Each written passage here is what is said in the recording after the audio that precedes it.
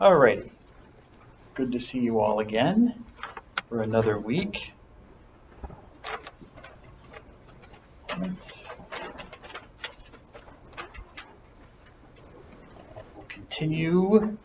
I have a few things I want to talk about before I get into talking about other stuff or getting into the lecture.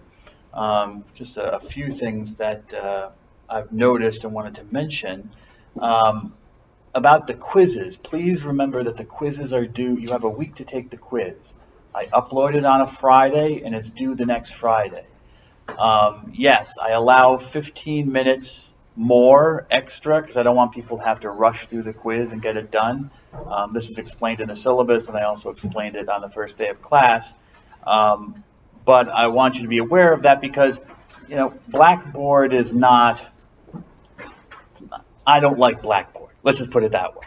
It's not, it doesn't have a lot of options for it. So there's no option where I can set it to end at a certain time, but give some extra time over some overage. It just doesn't allow that. The only way you can do it is to set it to the overtime. So you will see, I believe, if when you begin the quiz or when you're looking at the quiz, that it will show 12:15 a.m. on Saturday, yes? But that's because of the overtime. Anyways, at 12:15 a.m. it's going to close. Anyway, you're going to have that 15 minutes and it's going to close. So just be aware of that in the future. Another thing to mention is that I allow computers in the classroom, but please be aware of, I understand every now and then you might need to take a mental break and relax or whatever from what I'm talking about, but try, if it's not something important that I'm talking about, then please don't do it. But I understand the temptation, but try to resist the temptation, okay? Because I get a sense of things, and it's not my first time at the rodeo, and I can tell when a person is typing and when a thumb is scrolling or if index finger is scrolling, and I can also tell when I'm talking about something and someone is smiling, which is rather odd because I might not be talking about something that's necessarily funny.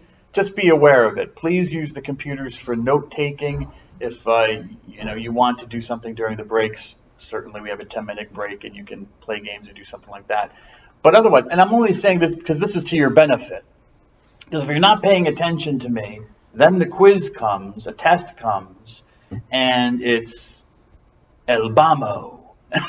You know what I'm saying? And the quiz is, you're sitting there and you can use your notes on the quiz, but then you're looking at your notes and it's like, uh-oh, I've got maybe 15 minutes of lecture that I didn't type down because I was looking at the cat playing the piano, as I mentioned on the first day of class. So just be aware of that, please. The third thing is how to write a paper. I've been grading the papers.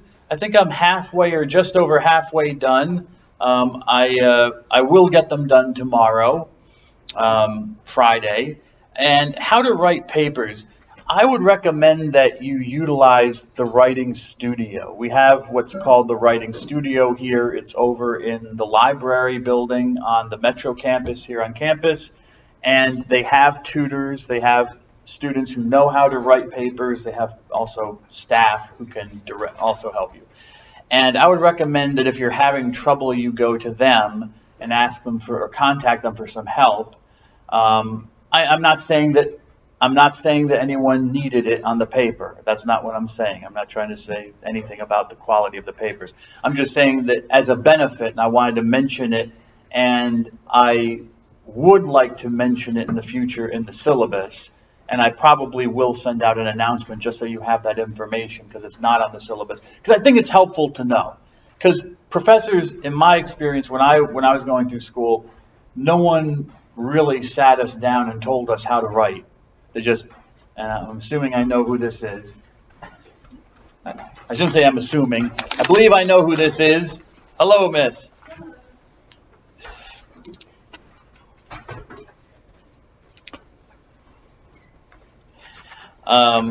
I'm just talking, I'll recap quickly for you in a moment, but I'm just talking about writing papers.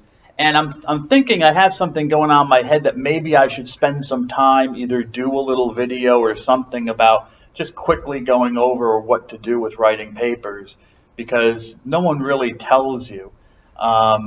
at least I wasn't told. I had to learn things on my own. And I remember it wasn't until I was in graduate school that I learned that I should be, you don't have to do this, but when you're writing academic papers, like a research paper for a course, it should really be double spaced. Maybe some of you already know that. Maybe a professor has told you that. They've had you, I want you to turn in a little research paper for your history class, and here are the requirements. You should have 12-point font, 1-inch margins, double spaced.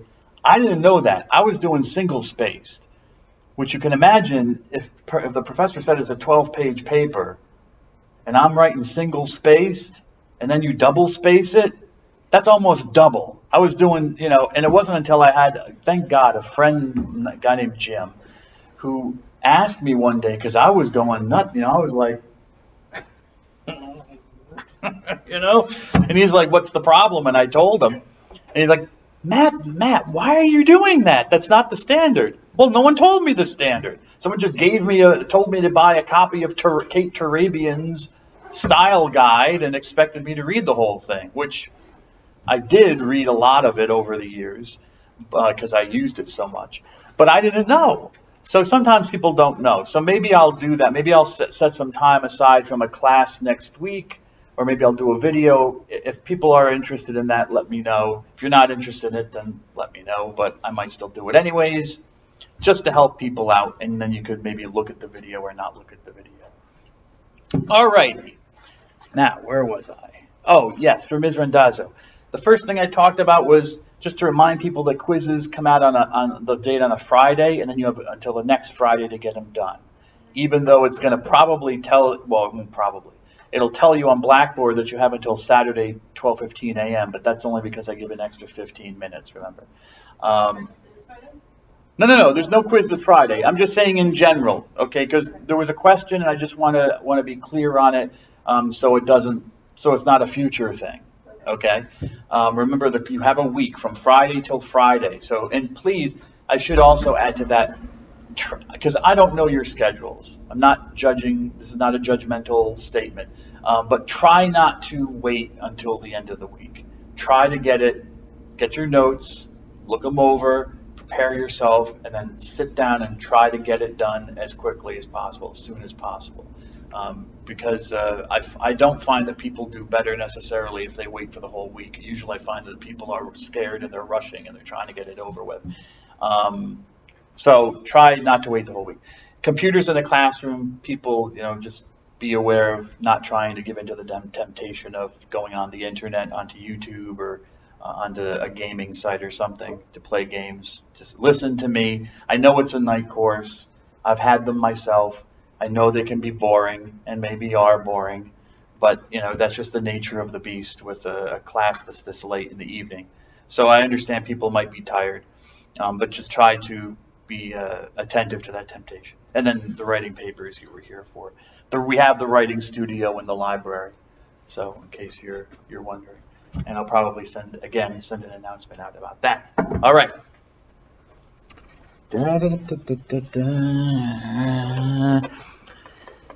Yes, let's go to the last slide.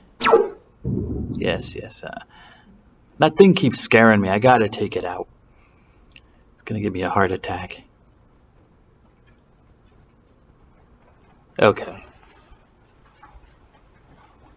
Okay, so religion. For me, my definition is a concept.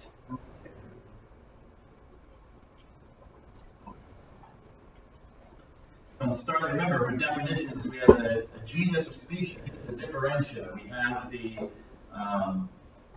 genus, we have the class, then we have a species with a referent, and then we have the characteristics of the differential. So religion is a concept. It's a concept constructed from observation, what we see human beings doing and saying they're doing. Okay?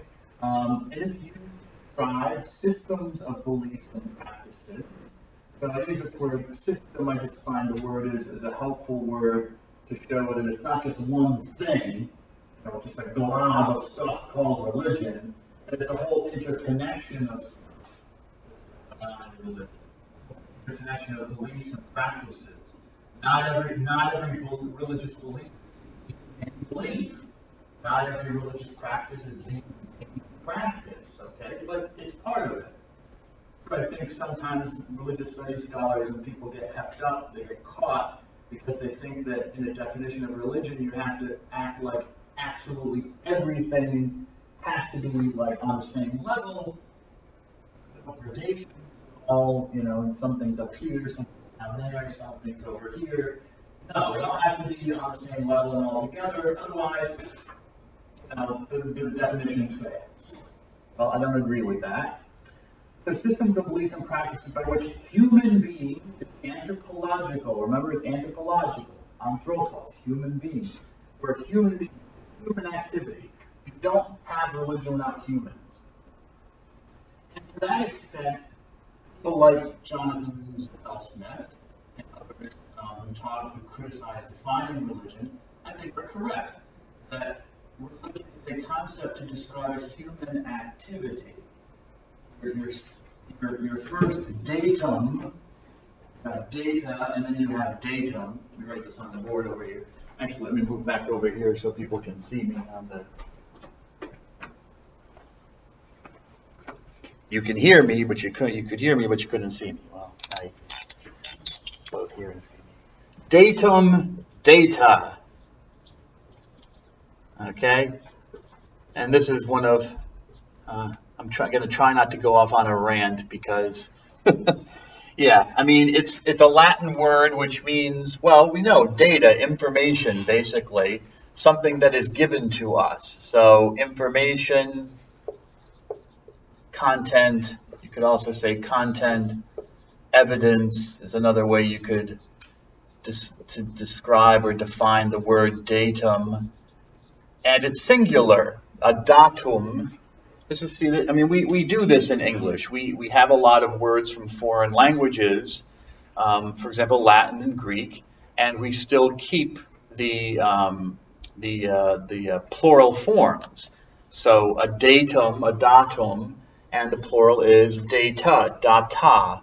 Okay, if you talk about a phenomenon, the plural is phenomena. Okay. Where I could go off on a rant, and I will go off on a little rant, is that though in English we use really the word data in the singular sense. So it should, I mean, technically it should, since it's plural in Latin, you should say, well, what do the data say? But we don't speak like that, do we? We usually people will say, well, what does the data say, singular? And we have those kinds of nouns in English where the noun is plural, but we use a singular verb. We don't say the family have. We say the family has. Okay? Whereas in British English, they would do that, actually. That's a part of American English. So you'll hear news reporters and stuff like that overcorrect. They call it overcorrection in linguistics, where they overcorrect. You know, it's okay to say the data is, because agenda is the same way. If you ever have a meeting, you have an agenda. Things to do. The singular is agendum. Mr. Vaglio, an agendum. If you have one thing to do, it's an agendum. If you have a lot of things to do, it's an agenda. Therefore, and most times people have a lot of things to do, so it's an agenda. And yet people don't say, well, what are on the agenda? You know, see what's on the agenda, you know, the singular. So anyway, so datum or data. So where did I go? What was it going on with? What was I going to point out with that? Oh yeah, human beings are the datum, the information. So Jonathan Z. Smith is correct that, you know, there is no data for religion in the sense that there's nothing out here in the you know, the air that I can just pick and say, okay, oh, that's religion. Oh, that's religion. That's religion. And I put it all together into my concept, okay? Because the concept is in my head. I create it in my head. No, Jonathan C. Smith says in his quotation that it's human beings. And that's true. Religion is anthropological. So it's beliefs and practices. People believe things. People practice things. These things don't just exist on their own. Without human beings, we don't have them. And what do people use these beliefs and practices for? to interact with a non-human or non-natural reality that has ultimate existence and meaning. Why do I say non-human or non-natural? I think I've explained this before, but I'll explain it again. I prefer, yes, ding dong. I prefer non-human to non-natural to superhuman or supernatural, because it makes it seem like these other realities or other beings are above us. They're super. The word super in Latin means to be above. So above the natural or above humans. And that's not really the case. That's not necessarily how these beings or realities are necessarily seen. Yes, in certain religions, yes. Judaism, Christianity, Islam, where there's a belief in one God, the God they believe in is definitely above the created world, above the cosmos, is purely and perfectly transcendent. And so you could say it is a supreme being, okay, a supernatural being, definitely, and a superhuman being. But other religions, like Hinduism and to some extent Buddhism, forms of Buddhism, the gods just exist just like humans exist. It's as natural for there to be gods as it is for there to be humans, as it is for there to be spirits, as it is for there to be the cosmos itself, nature itself. Are the gods more powerful? Do they know more? Can they do more? Yes. But they're in a way as much subject to the world and to reality as humans are in some ways. So I prefer to say it's just a non-human reality. It's not, we're not it. We're not the gods. The gods are gods, and I'm not one. I may become a god if that's part of my belief system, and then I would not necessarily be human anymore. Or I might be partly human, but I couldn't just be human and be a god. It would make no sense. Or just be a god. You could just be a god and not be a human, though, in some religions. But a non-human, non-natural reality, and it has ultimacy.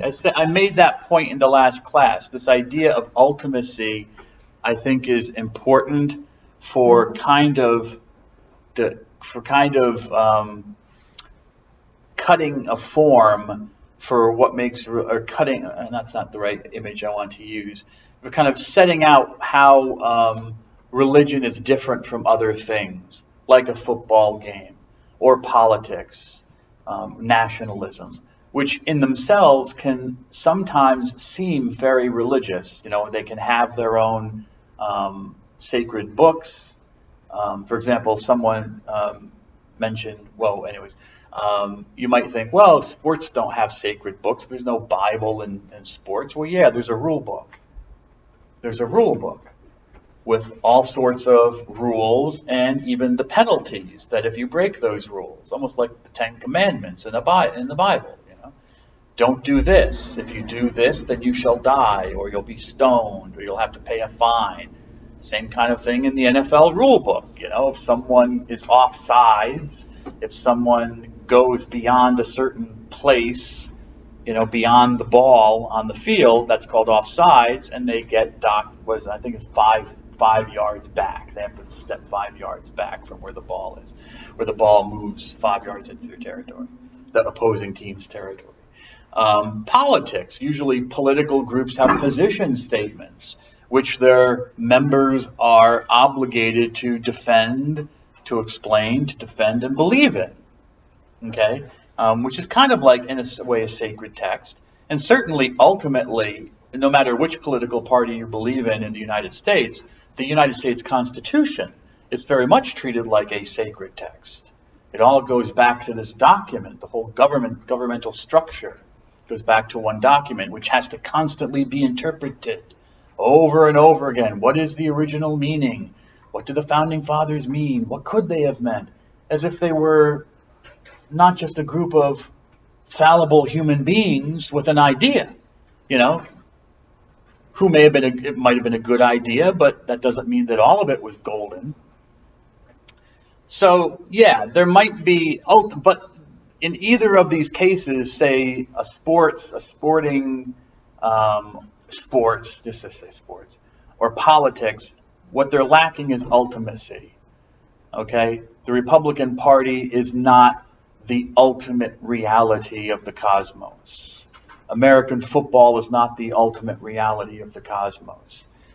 People might feel passionately, might belong to a political party, Democrat, Republican, Green, Libertarian, whatever, or support a certain football team, the Giants, the Jets, the Eagles, whatever, and be very passionate about it, and yell when they win, and cheer, and cry when they lose.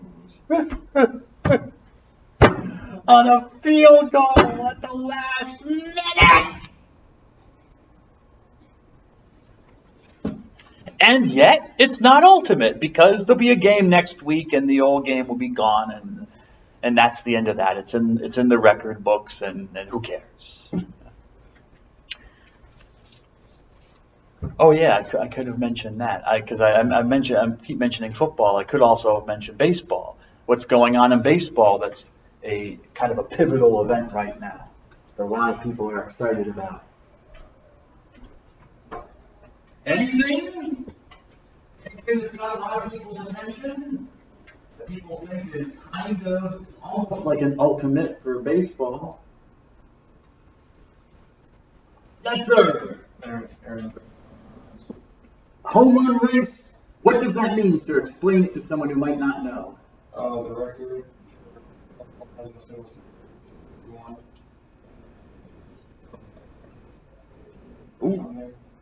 And best history right now. There's 15, 16 games left, so he's like on pace to break it and by large margin. Wow. You think you will? I'm not a Yankee fan, so I hope he does, but yeah, I think he will. That's fans hope he does. If they're true baseball fans, yeah. But if they're just Met fans, then no, they don't want to. Yeah. So it's, was it Roger Maris? Yeah, Roger Maris. And it was 61? Yes, that's right. Okay, so he has to hit 62 to break the whole thing. Wow. So the record is good for 50 years? Or 50 something? No, I'm sorry. That's in the years. No, 50, 2022, so 50, 70, or 70, is that over 70 years? Help me out, people. Don't let me die up here. Huh? So you don't have it? Alright, I'm gonna figure it out. Here, my little friend. My calculator. If someone wanted to figure it out, do me a solid, I'd appreciate it.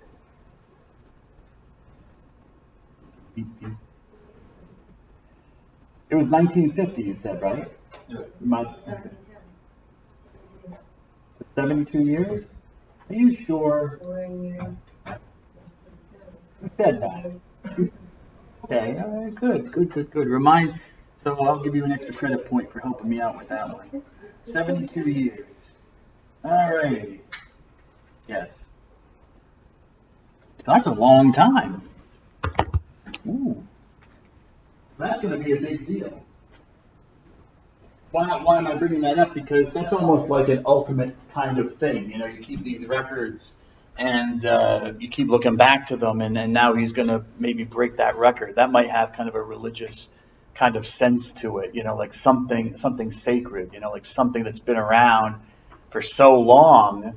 I was born in 1972, so it's going to happen in my lifetime. A lot of you were born within the last 20 years. And you think of how many people have lived and died without it being broken, and how many people after that. So, I mean, you can get that kind of transcendent, ultimate feeling from some of these sports records, especially when they're long ones and they're hard to break, you know. So, ultimacy, ultimate existence and meaning. So, existence is kind of is a general catch-all term for the cosmos we live in, the universe that we live in, but also for religions. And again, this is something that makes it different from, say, sports or politics or something else. is that it's not just the universe we live in necessarily. There's a beyond. There's something beyond that to which that we're living in. For some religions, no. I mean, the universe, well, I shouldn't say that. Even for religions where we're just in the universe, that's usually where they have the conception of the universe as eternal. So even the universe is the ultimate. It's the very cosmos itself that becomes the ultimate. There is no heaven or hell that you're going to go to. It's just the universe, the cosmos, which exists. So that becomes kind of substitutes for that. Okay. What is lacking here? Now, I've been thinking about this. Where do you think I could put transcendence in all of this? Where do you think transcendence might fit? Or does it fit in this definition? Should it fit?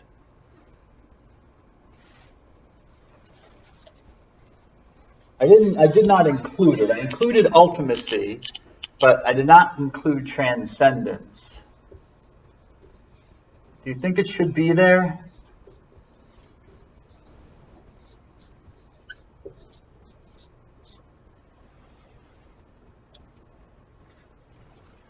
What do you think? Yes, ma'am. Transcendence. Well, I could do that, but I'll throw it out to the class. Kind of like a psychologist who says, well, what do you feel? And then collects his paycheck later, or her paycheck later. Yes, miss. Would that kind of be in the sense of saying like supernatural force, like transcendence? The definition. Keep going. No, I'm listening. Okay. I mean, I'm about to kind of say the definition of that. I don't want to say that. Is that okay to say the definition of what I know of transcendence? Yeah, why not? Isn't that like something has like physical, so like just like a supernatural power? Okay.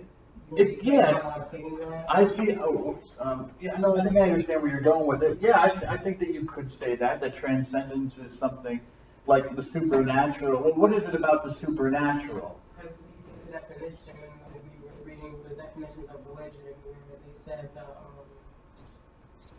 definition. But you know what I'm talking about?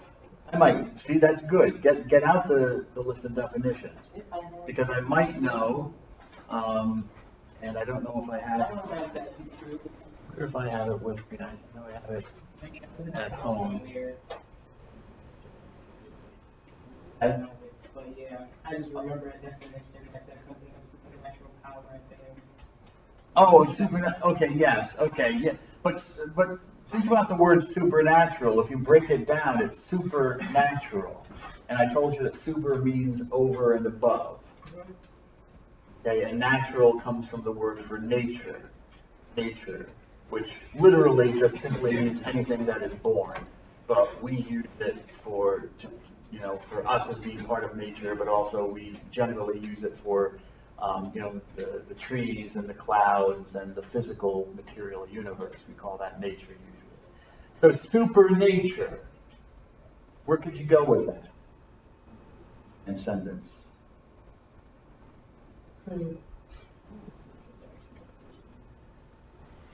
But like, I mean, I don't know. But yeah, you can think. The only reason I don't want you to search for it is because don't think that you don't know. Just sit with it. But that's okay. Don't rely too much on the internet. Let's figure out the answer. Yes. I think I got it from supernatural because I think it's raised to a higher reality. It's like a conception that it has to go beyond something that we experience. So being over, beyond. Does anyone remember what the word transcendence comes from? It comes from Latin, transcendo. Does anyone remember what that means? I demonstrated it for you, and I almost hurt myself demonstrating it. I almost got like a work-related injury.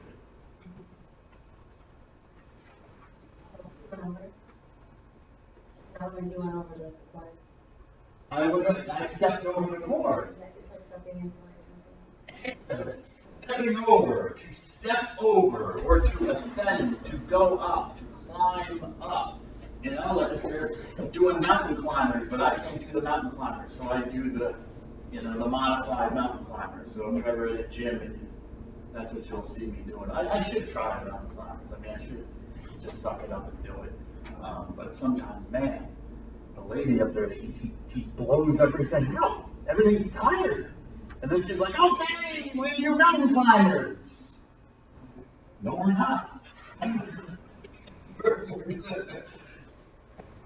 I'm actually that I'm not very coordinated, but that's okay. I don't care. I'm still trying to lose weight. I mean, not a little coordinated. I'm just trying to lose weight. Anyway, so okay, good. So transcendence is over and above. It's beyond any limit. That's what transcendent means. It climbs in a way. It climbs or spans over everything. It could be ultimate, and I guess I could fit it in here with ultimate. It's ultimate in a transcendent existence. But I felt, for me, when I looked at it, I felt like transcendent could be folded into ultimate. Because anything that's ultimate is also, I think by definition, above and beyond. It's kind of straddling over everything. Even for religions that don't have that sense of separation between God and nature. Again, come back to like Judaism, Christianity, and Islam. The very, God is transcendent, which means that their God is really separate from the natural world. Yeah? Correct me if I'm wrong. It is separate from the natural world. It is involved in the natural world, but is not the natural world. It's not in it or part of it. Whereas you have other religions, draw this on the board.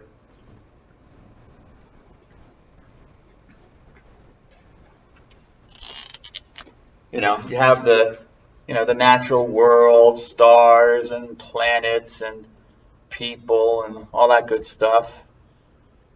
And, their God is transcendent. It's over and above everything. Okay, it includes everything. But then you have views of God and existence that are what are called immanent. And I didn't give you this word, but I'll give it to you now, which means basically immediately present. Something that is immediately present to someone. Immediately present. Whoops, I forgot.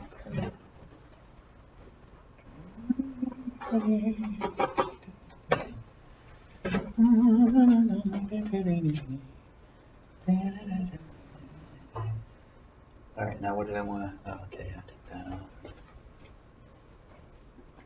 And with an immanent idea, the transcendent is part of everything. So all the stars, the planets, the physical world, people, anything that's in the natural world is also part of and kind of included in. It's almost like being dropped into the ocean and being in the ocean, having the ocean surround you, and you become part of the ocean and the ocean is part of you in that kind of way. In some religions, for example, Hinduism, the great old ancient religion of India, and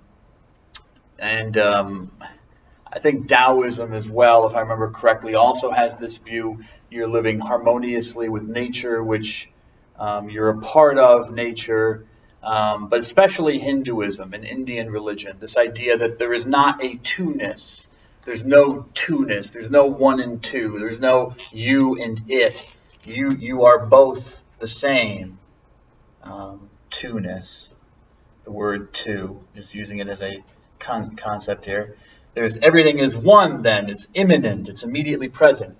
And there are some religions like Hinduism where that's the case. I mean, anyone who's gone to a yoga class, they don't teach this in yoga class because they've kind of taken the religion out of the practice for Westerners. But it is a religious practice, and the reason that you do all the stretching and the pain, and pain is involved, and creating heat getting sweaty, creating heat and doing all that, as well as having incense and chanting or having a mantra or something, some kind of little chant or saying that you say over and over again. These are all meant to really open up the mind to the realization that it is really God and God is it. That's the whole thing with namaste, Bow to your teacher. Namaste doesn't mean hello. It means I bow to you, with the implication that I am bowing to the God that is within you, the divine that is within you, the divine that is within me. And yoga is supposed to free you to come to that realization that you are immanent. God is in you and you are in God. You are immanent. It's not transcendent. God is not up here. It's all together. Now, why did I say that? Oh, because even if things are immanent, it's almost like two sides. When it comes to ultimacy, I think it's kind of like two sides of the same coin. Because even when something is immediately present, okay, that God or the spiritual realm is part of the natural world, that they're immediately present to each other, they're in essence kind of one and the same in a way, it's still, to me, kind of transcendent, because everything is it.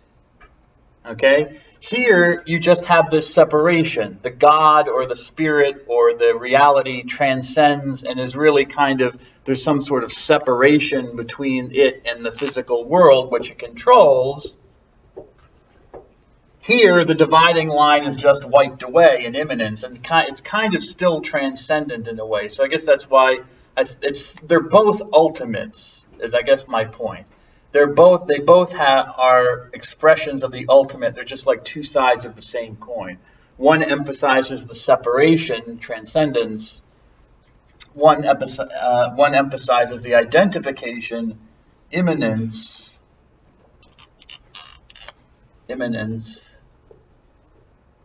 Okay.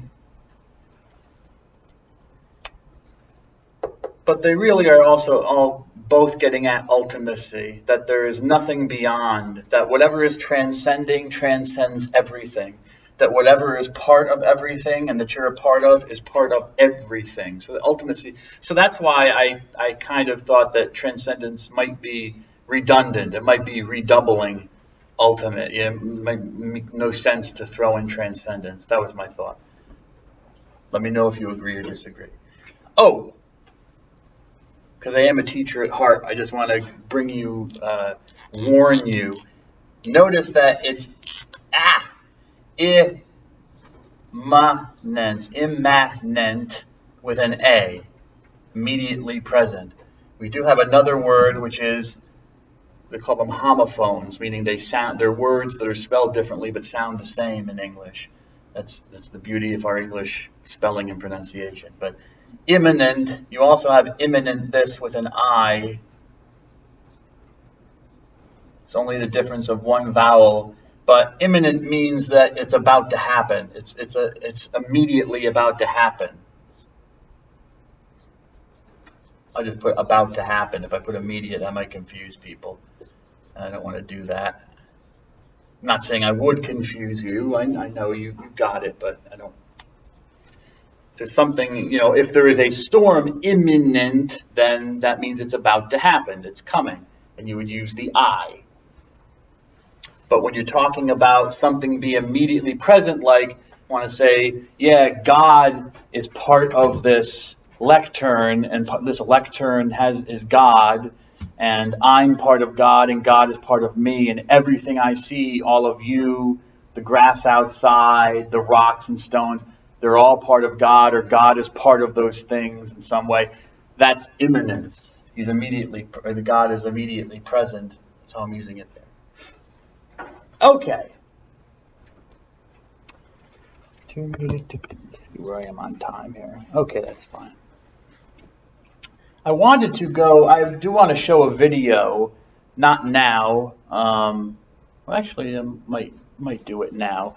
Well, I have two options. I can either continue talking. I wanted to talk just a little bit about the article, the reading from Johnson and Grimm's thing on what is religion. But I could also show a video which is not well, I shouldn't say it's not too long. You still have to sit through it. It's about 45 minutes. Yeah.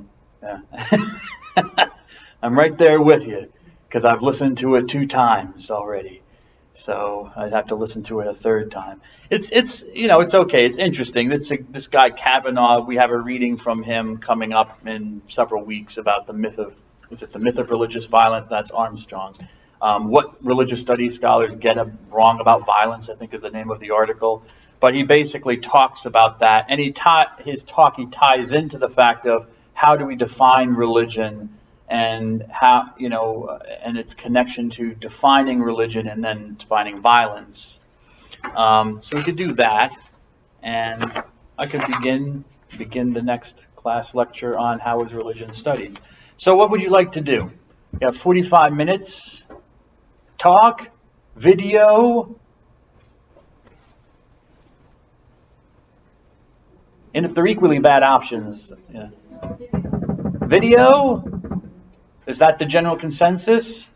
Okay, all right, that's fine. Please remember you might want to just be aware of taking notes every now and then about what he's saying. At least, try to follow what he's saying. And what I'll do is I will not make it full screen. Actually, I hope. I'll leave it so that you can, I'll mention it in a second. Stop talking, Dr. Dunn. I'll mention what I'm trying to say in a second. Do this. Okay, so what I'll do, see down here, there's the time. It's 1 hour and 7 minutes, but it's not 1 hour and 7 minutes because you have the introduction to the guy, and then you have a question period. Neither of which I'm gonna ask you to see. But his actual talk is about 45 minutes. Maybe it's 47 minutes.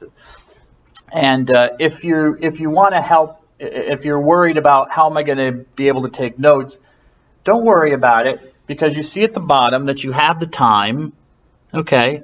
And so if you hear something that sounds important that you're not sure you're going to be able to write it all down or get it all down exact, then just make a note of the time. Okay, so if it shows, it's 33 minutes into it, 33 minutes and 15 seconds, just write a little note for yourself, 33:15, so you can come back later to that point and then re-listen to it and pause it. And if you want to, write it down exactly as he says it, that's fine, be my guest, but at least you'll get the information if you're worried about it. If that's not a concern for you, if you have a good memory and you're able to do it as he's doing it, fine. Okay. All right. So let's get going. William Kavanaugh. Welcome to Ring Library. I'm Tom Lang. I do want to get a little bit of his background. Schedule with some great speakers and topics. Sometimes at odds with faith, other times at talk, as we do with many of them. They'll be available for a number of classes on Moodle. Yeah. Bill Kavanaugh is Professor of Catholic Studies. Okay, there we go. The Center for. Okay, sir. Congratulations. You're welcome. Okay, so as he just said, he is a professor of Catholic Studies at DePaul University, which is in Chicago. So let me just make sure I have the volume all the way up so we can hear it. Old Catholicism and Intercultural Theology at DePaul University in Chicago. That center focuses on theological issues and the encounters between the global South and the North. Bill's scholarship focuses on political theology, economic ethics, and ecclesiology. He's author of 6 books, including The Myth of Religious Violence, Secular Ideology, and the Roots of Modern Conflict, Migrations of the Holy, Theologies of the State and Church, which won first place in the Social Concerns category for the Catholic Press Association Book Awards, Being Consumed, Economics and Christian Desire, and his newest title, which just came out, we both have just gotten our copies, and that's Field Hospital, the Church's Engagement with a Wounded World. Prior to teaching, Bill was a lay associate with the Holy Cross Order in a poor area of Santiago, Chile, and worked with the Center on Civil Rights and Human Rights in the Notre Dame Law School. We're really delighted to have him here at Holy Cross, so please join me in welcoming Bill Kavanaugh.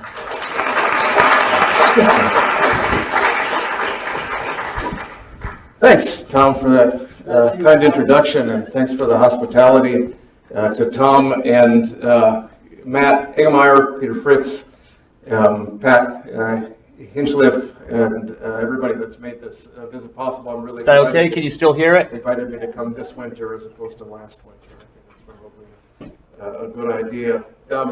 I think about Holy Cross a lot because I'm teaching a class on Intro to World Catholicism, and students do presentations from this Catholics and Cultures website as a part of every class period. So it's what you all are doing here is exciting and really interesting.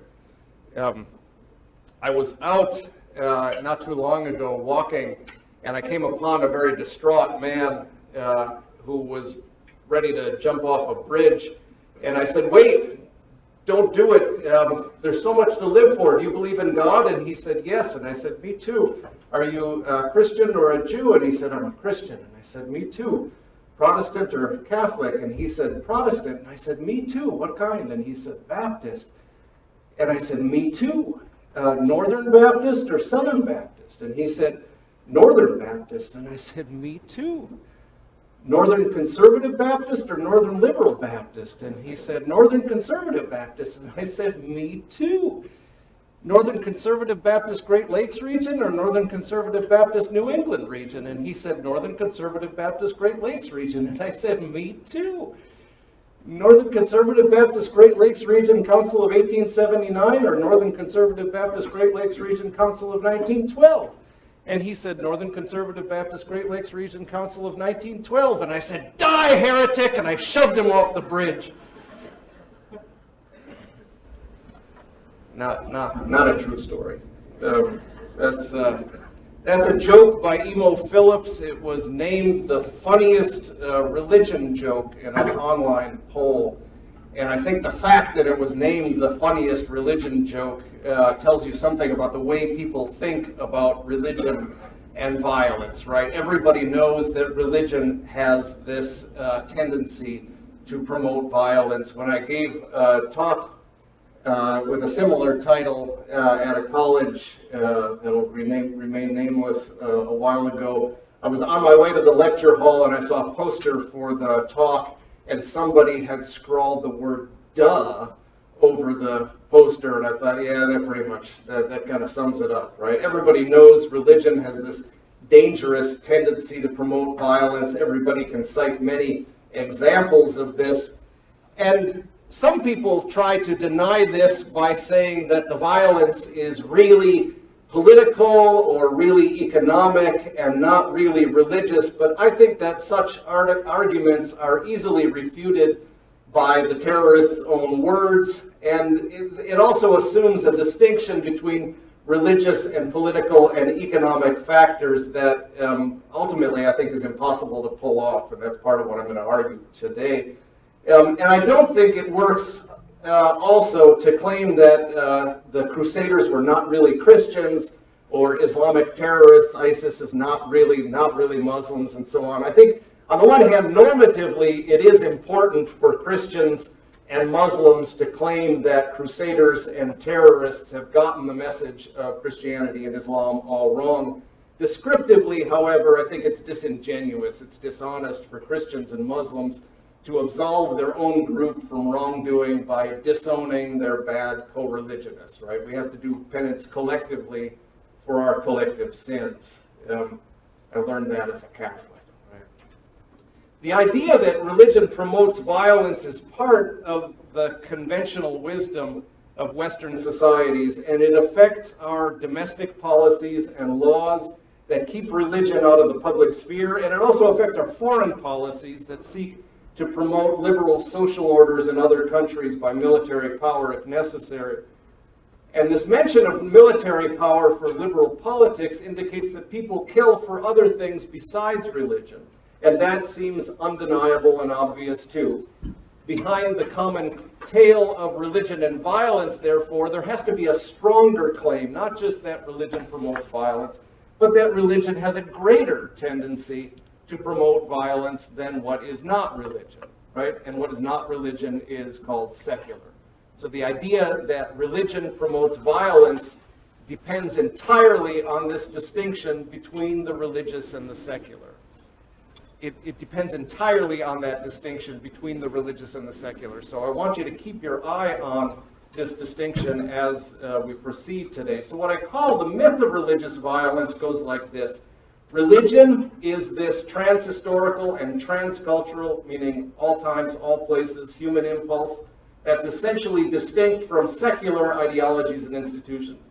Religion is more prone to promote violence than secular ideologies and institutions, and therefore religion should be marginalized from public power, and we should fight to defend and spread secular ideals, right? So the myth of religious violence depends entirely on this sharp religious secular distinction as in this table here, right?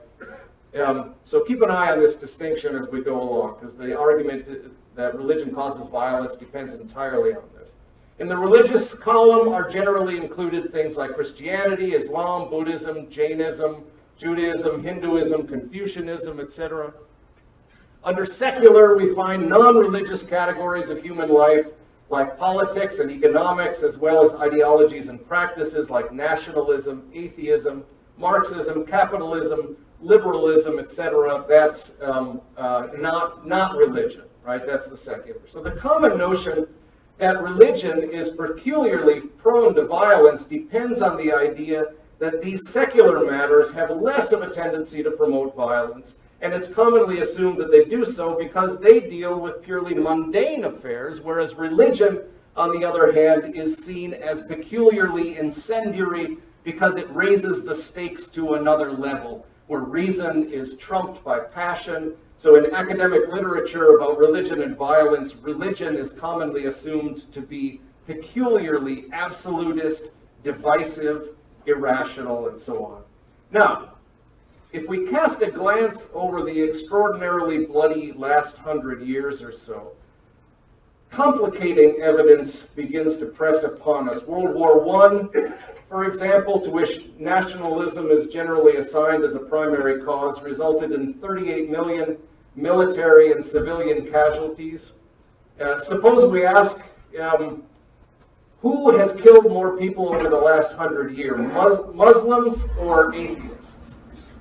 Well, it's not really even close. The death toll under the three regimes alone of Stalin, Mao, and the Khmer Rouge ranges from a low of 21 million to a high of 70 million, and all were militantly atheists. Deaths under Marxist regimes are estimated in figures that range as high as 110 million. The last 100 years have seen frequent war waged for oil, land, flags, free markets, democracy, ethnicity, a host of other supposedly secular causes. So what becomes of the idea that religion has a peculiar tendency to promote violence in the face of this evidence? Well, for some religion and violence theorists, the answer to this problem is simple. You just move the offending ideologies over to the other side of the table.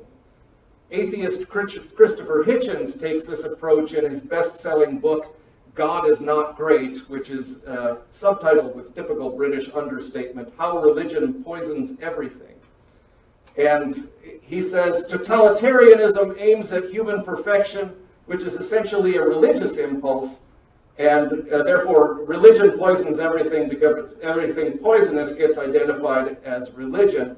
And at the same time, everything good ends up on the other side of the religious-secular divide.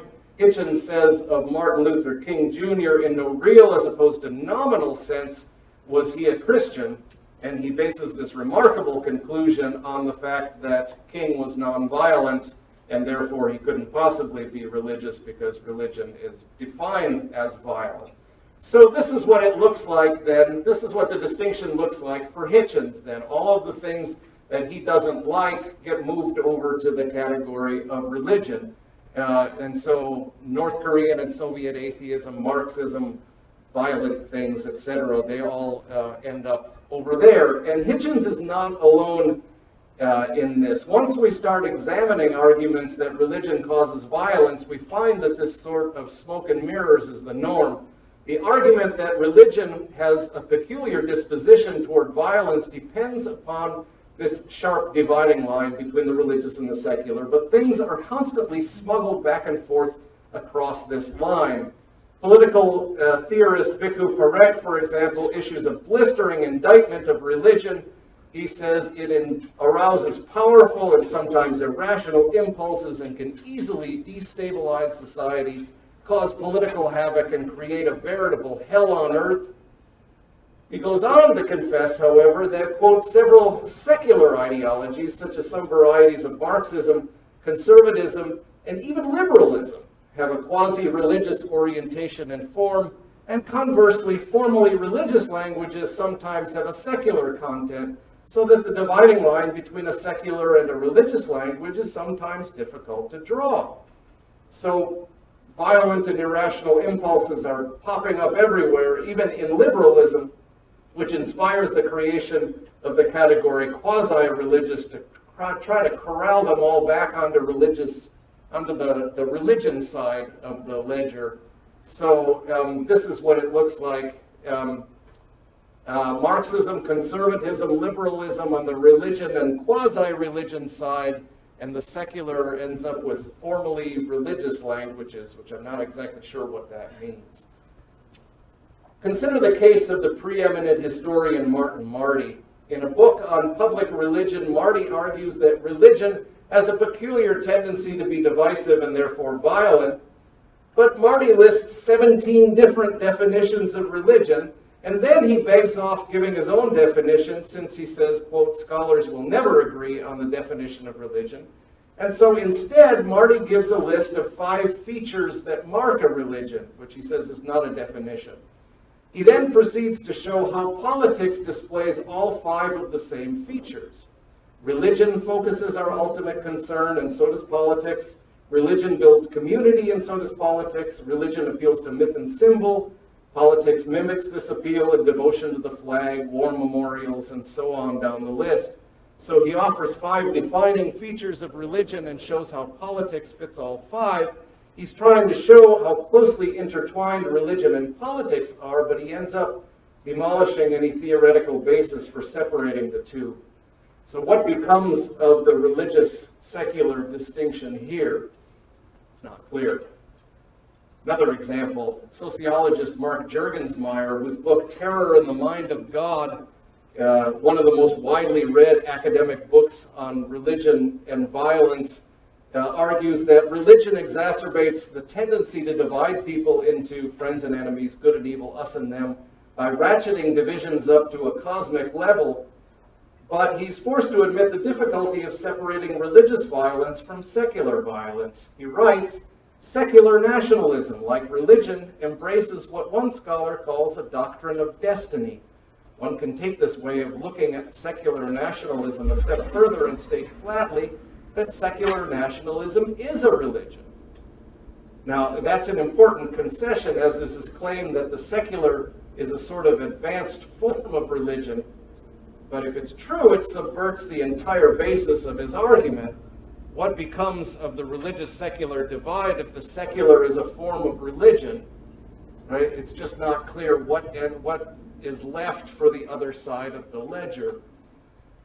Now, some religion and violence theorists deal with this problem by openly and consistently expanding the category of religion. So Richard Wentz's book, Why People Do Bad Things in the Name of Religion, includes not only Islam, Christianity, Buddhism, and the like, but also consumerism, secular humanism, football fanaticism, faith in technology. He's got this great scene where he describes the guy watching Monday Night Football, and he kind of lets his belly pop open his fly, and he arranges his beer and sandwiches just so, and he describes this all in kind of Eucharistic terms.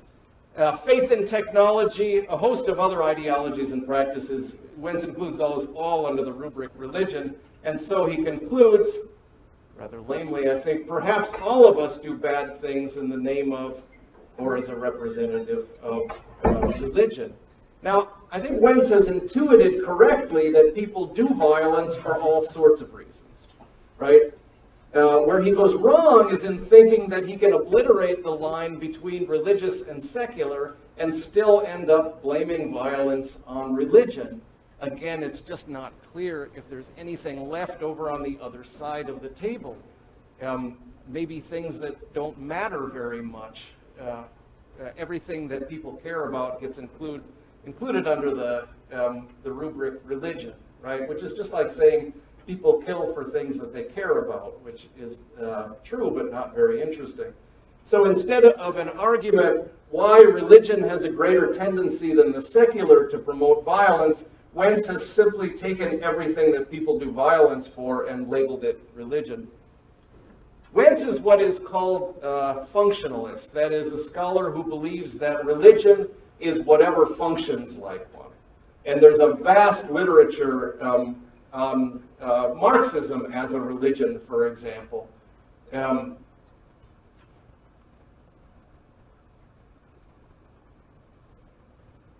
But you get the idea, right? There's a vast functionalist literature on Marxism as a religion. There's an extensive body of scholarship that explores civil religion in the United States. Robert Bellis says civil religion has its own seriousness and integrity and requires the same care and understanding that any other religion does. Carolyn Marvin similarly argues that, quote, nationalism is the most powerful religion in the United States and perhaps in many other countries. Nationalism is the most powerful religion in the United States. She makes a good argument for it. Scholars have explored the peculiar myths and symbols and sacrifices that surround the flag. This was actually how American school children used to salute the American flag and say the Pledge of Allegiance before Hitler made this gesture unpopular in the 1930s, and it was changed to hand over the heart. This was the image that I actually asked Oxford University Press to put on the cover of the book, The Myth of Religious Violence, but they thought it was a little bit too incendiary, I guess. Shocking. More pictures of the same. This is not Nuremberg. This is Dayton, Ohio. Sorry, I couldn't resist. Just had to get one. Come on, you miss it. Yeah. This here is what you see if you go into the Capitol building in Washington, D.C. and look up into the dome. This is a painting called The Apotheosis of Washington. Apotheosis, the becoming God of Washington. And it's George Washington ascending to heaven, bodily, being assumed bodily into heaven amongst all of these kind of mythological figures. So more examples of civil religion. In the wake of rolling blackouts in California in 2001, one of the architects of the deregulation of California's electrical utilities that caused all the havoc was quoted in the New York Times expressing his belief that free markets always work better than state control, and he said, "I believe in that premise as a matter of religious faith." And so a scholar who takes a functionalist approach will just take him at his word, right? If it walks like a duck and quacks like a duck, it's a duck, right? So a survey of religious studies literature finds the following treated under the rubric religion: totems, witchcraft, human rights, Marxism, liberalism, Freudianism, Japanese tea ceremonies, nationalism, sports fanaticism, free market ideology, Alcoholics Anonymous, and the list goes on and on. Alcoholics Anonymous was actually declared a religion by a federal judge in 2002. Now, okay, at this point, you might be thinking, okay, all of these people are just wrong, right? I know what religion is. It's belief in God or gods, right? So just go back to that first slide that you showed about the religious secular distinction. That's clear enough. Let's just stick with that, right? Okay, well, let's give that a try then. And look at what you find included under religion are some things that are that don't have belief in God or gods as a central concept. Buddhism, Taoism, Confucianism, and so on. So if you follow this idea that religion is belief in God or gods, there are some things that we usually call religions that end up on the secular side. Conversely, okay, so then you say, okay, let's come up with a broader definition of religion then, and see if we can get Buddhism and Taoism and Confucianism and Shinto and so on back over on the other side where we want them, on the religious side. So let's try transcendent, right? Now we can move them back over here. Religion is belief in something transcendent, but now nationalism and Marxism and things like that follow us back over to the religious side of the ledger, right? Expand many institutions and ideologies that don't explicitly refer to God or God's function in the same way as those that do. So expanding the concept of religion to include godless Buddhism makes it very hard to exclude godless Marxism, right? And it's hard to imagine a better candidate for transcendence than something like nationalism. The term transcendence is a tool of Western scholars of religion who borrowed it from the Judeo-Christian tradition, and to where you have this distinction between a transcendent God and an immanent order, but there is no such distinction in Buddhism. So in order to use that distinction to include Buddhism, it has to be defined in a very vague manner, and the vaguer it gets, the more it becomes difficult to exclude things like Marxism and nationalism, and the exclusivity of the term religion breaks down very quickly. Now, even if all of that were not the case, and we could find a way to stabilize the categories of religious and secular and get everybody to agree what belongs in each category, would it be any help with the question of violence? Is there any good reason to suppose that people are more likely to kill for a god than for a nation? Right? Try these two questions. What percentage of American Christians would be willing to kill for Jesus? And what percentage of American Christians would be willing to kill for the United States of America? Right? It seems clear, at least among American Christians, that the nation state is subject to far more fervor than Christianity. For the majority of American Christians, even public evangelization is in bad taste, right? When somebody comes knocking at the door, we think, ooh, right? But people take it for granted that slaughter on behalf of the nation is sometimes necessary and often laudable. And so I think we have to conclude that there is no coherent way to isolate religious ideologies with a peculiar tendency toward violence from their tamer secular counterparts. So-called secular ideologies and institutions like nationalism and capitalism can inspire just as much violence as so-called religion. And if it seems like this is academic hair-splitting over definitions, it's really nothing more complicated than what the Bible says about idolatry, right? This is the theological implication of everything that I've been saying. And this is just a basic idea from the Bible. People treat all kinds of things, as if they were gods. Golden calves, and armies, and mammon, and even their own bellies, as Paul says to the Philippians. The Bible, of course, teaches that there is one true God among the many false gods, but the Bible doesn't think that there is one set of religious pursuits and another essentially different set of secular pursuits.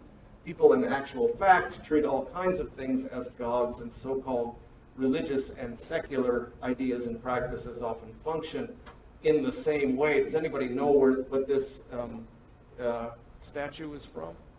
Anybody recognize it? Yeah?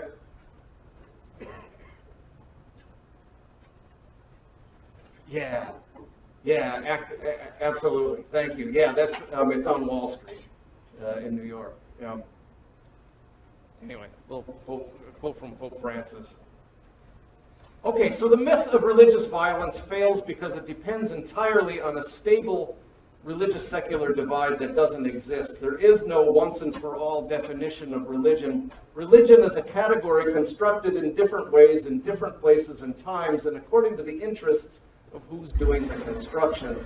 And so to understand why there is so much confusion around the category of religion, I want to briefly examine its history. That's the next part of what I'm going to do. So Charles Kimball's book, When Religion Becomes Evil, begins with the following claim. It is somewhat trite, but nevertheless sadly true, to say that more wars have been waged, more people killed, and these days more evil perpetrated in the name of religion than any other institutional force in human history. Now, if one were to try to prove this claim, you would need a transhistorical and transcultural concept of religion that would be at least theoretically separable from other institutional forces over the course of history, political institutions, for example. The problem is that there was no religion considered as something separable from politics until the modern era, and then primarily in the West. The Romans had the term religio, but there was no religion-politics distinction, right? How could there be when Caesar is a god? Likewise, if you ask the question, is Aztec politics or Aztec religion to blame for their bloody human sacrifices? It's just an anachronism. They just don't have that distinction. As Wilfred Cantwell Smith showed in his landmark 1962 book, The Meaning and End of Religion, religion as a discrete category of human activity separable from culture, politics, etc., is an invention of the modern West. The ancient Romans had the term religio, where we get our term religion. Okay, let's take our break. 10 minutes, please. See you in 10 minutes.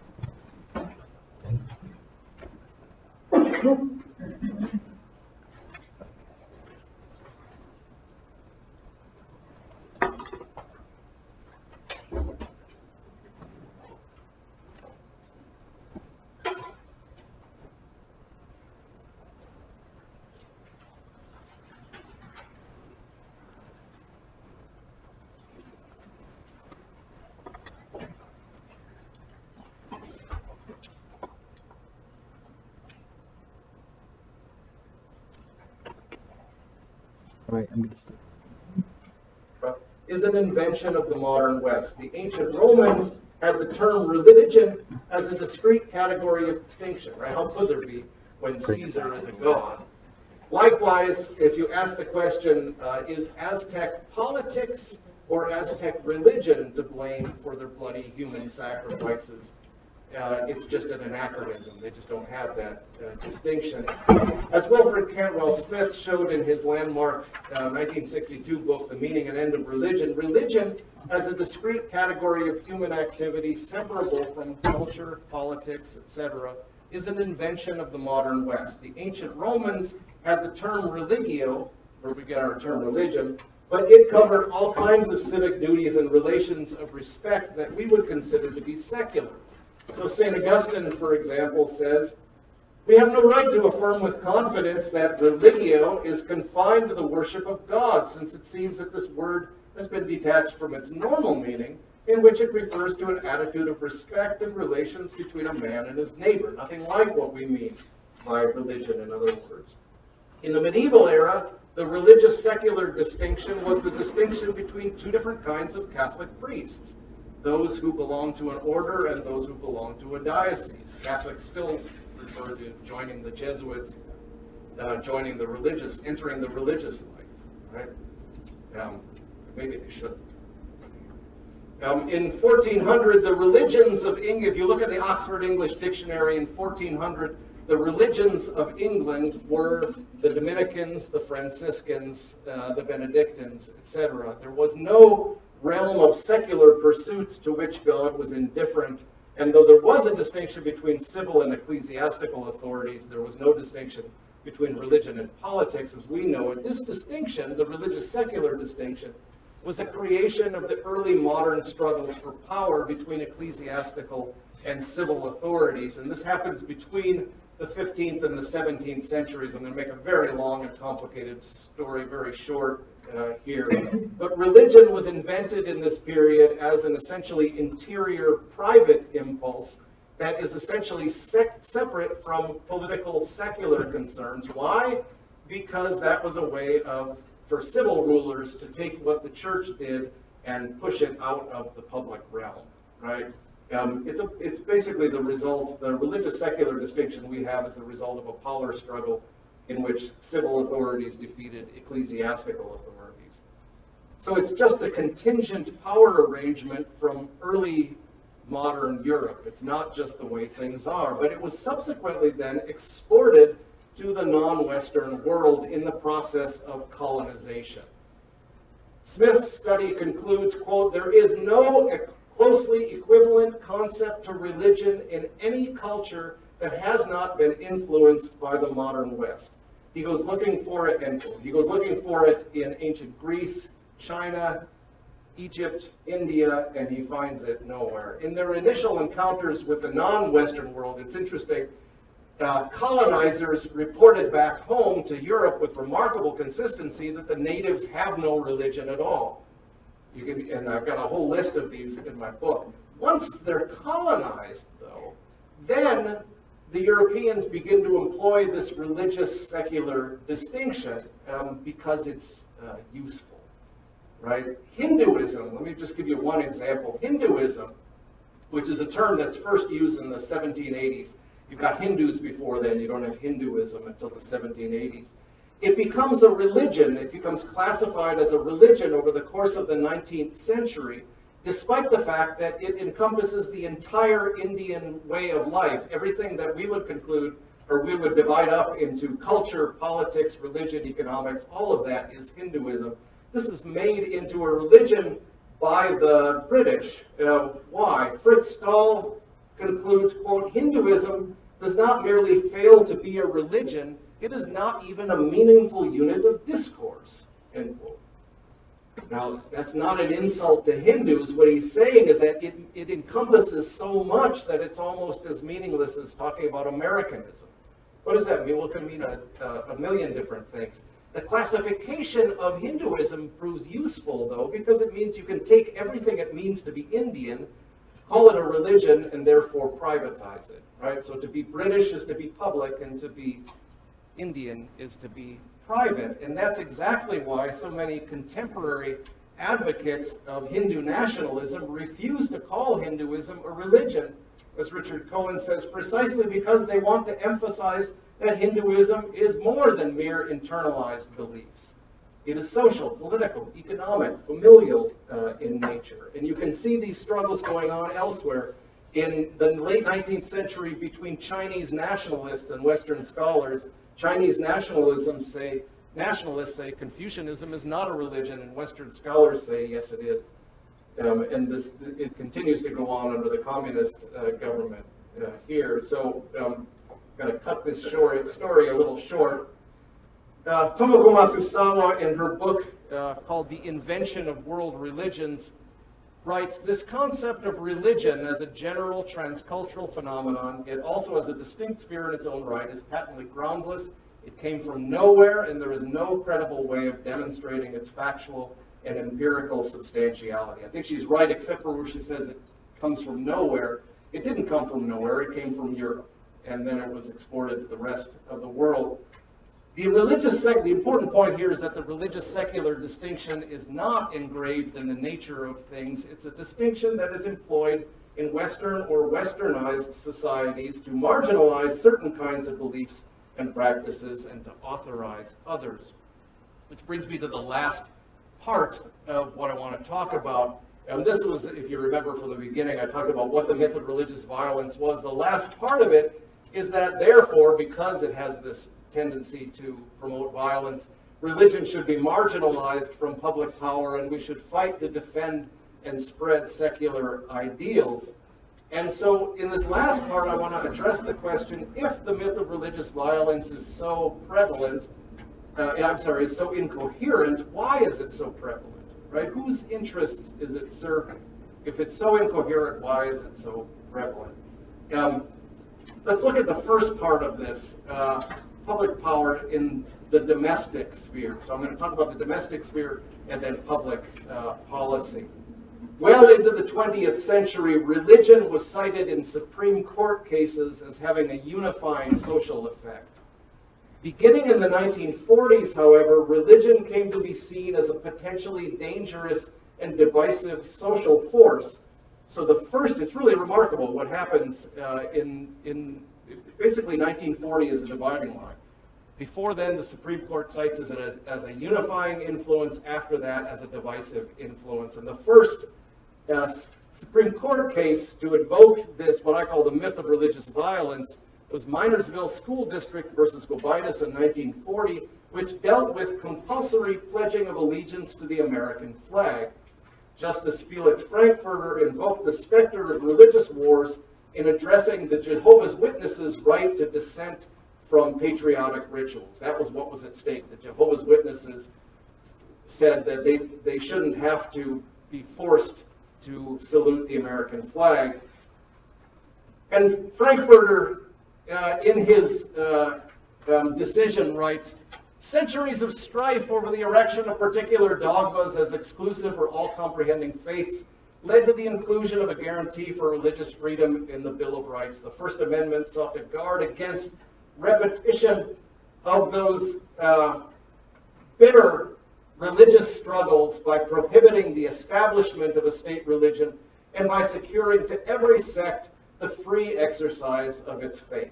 Now, how do you think Frankfurter ruled in this? I mean, from this, it sounds like he protected the Jehovah's Witnesses' right to dissent, right? Wrong. He says it doesn't apply to Jehovah's Witnesses because their dissent threatens the promotion of national cohesion. We are dealing with an interest inferior to none In the hierarchy of legal values, national unity is the basis of national security. What the school authorities are really asserting is the right to awaken in this child's mind considerations as to the significance of the flag contrary to those implanted by the parent. If you're a parent, this is creepy, right? The school can force your kids against your beliefs to salute the American flag because nationalism is our primary value, right? Now, the court reversed itself 3 years later, but Frankfurter had succeeded in introducing this idea of religious violence into Supreme Court cases, and it would be invoked again and again and again after this. Now, Martin Marty discusses this case, and he cites the many instances of Jehovah's Witnesses who were attacked, beaten, tarred, castrated, imprisoned in the U.S. in the 1940s because they believed that followers of Jesus Christ should not salute a flag. They thought it was idolatry. Now, one would think that Marty would draw the obvious conclusion that zealous nationalism can cause violence.